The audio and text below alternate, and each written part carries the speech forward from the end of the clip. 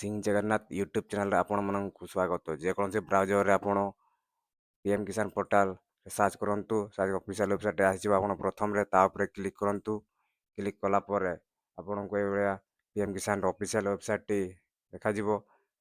ତାପରେ ଆପଣଙ୍କୁ ଏଇଭଳିଆ ଗୋଟେ ଡାୟଲଗ୍ ଦେଖାଯିବ, ତାକୁ ଗଣଚିହ୍ନ କରିଦିଅନ୍ତୁ।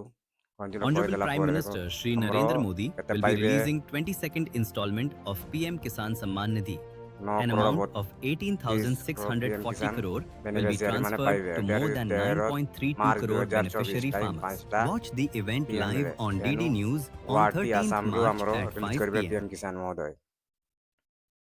ତ କେଉଁମାନେ ପାଇବେ ଦେଖନ୍ତୁ, ନିଜ ସାର୍ଚ୍ଚ କରି ନିଅନ୍ତୁ। ଆମର ହେଇଥିବା ଦରକାର eKYC mandatory for PM Kisan registration farmer OTP eKYC available. ତେବେ ବର୍ତ୍ତମାନ କିଛି କରନ୍ତୁ ନାହିଁ। ଯେଉଁମାନେ କରିଛନ୍ତି ସେମାନେ ପାଇବେ, ଯେଉଁମାନେ କରିନାହାନ୍ତି ପାଇବେନି। ତ ଖୁସି ଖବର, ଆମର ରିଲିଜ୍ ହେଇଯାଇଛି ପିଏମ୍ କିଷାନର। ଆପଣମାନେ ଦେଖିବେ, ଯଦି ଆମ ଷ୍ଟାଟସ୍ ମଧ୍ୟ ଦେଖିପାରିବେ। ଏବେ ଆପଣ ନୟର ଷ୍ଟାଟସ୍ ଜାଗାରେ ଦେଖିଦେବେ। ତ ଆପଣ ବେନିଫିସିଆରୀ ଲିଷ୍ଟ ଦେଖିଦେବେ। ଯେଉଁମାନେ ପାଇବା ପାଇଁ ଯୋଗ୍ୟ ସେମାନେ ବେନିଫିସିଆରୀ ଲିଷ୍ଟରେ ତାଙ୍କର ନାଁ ଥିବ। ବେନିଫିସିଆରୀ ଲିଷ୍ଟ ଦେଖି ସର୍ଚ୍ଚ ମାରିଦିଅନ୍ତୁ।